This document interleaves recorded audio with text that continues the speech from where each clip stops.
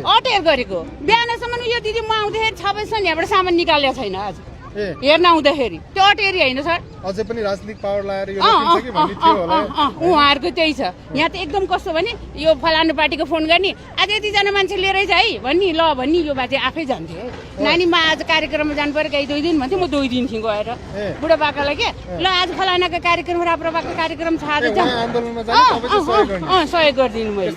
त्यस्तो दिन अस्ति भर्खर छोडिदिएको मैले अब यिनीहरू ढुङ्गी रहेछन् भनेर मैले छोडिदिएको यसपालि पनि फोन त धेरै घुमाए होला घुमाएको ए अहिले बिहान पनि घुमाइरहेको थियो त्यो त्यहीँ सानो झोला बोकेर बसिरहेको सुन्दैन सर अब कसरी परिवर्तन भयो यस्तो त मलाई एकदम भगवान बालिनको के प्रभाव छ यसमा प्रभावै हो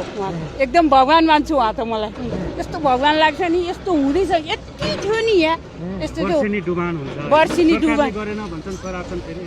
सरकारले गरेन भन्छ हेर्दैन भन्छ है लुगा त मैले पनि पोहोर पनि कति ल्याएँ तिरपाल त 2टा मेरो पनि च्यात्यो त्यो गाईलाई ल्याएर ओढाइदिँदाखेरि आफैले ल्याएर ओढाइदिन्थ्यो क्या माया लाग्छ नि त मान्छे हो मानव हो सेवा त गर्नुपर्छ भन्यो है गइदियो गर्दै अब त्यसरी ल 2 महिना 1 महिना बेच्यो है दुधको दुध पानीको पानी त छुट्यो नि धर्म र पाप त त्यही छुट्यो नि अहिले त्यो 40 लाख रुपियाँ अन्त लगाए भए हुन्थेन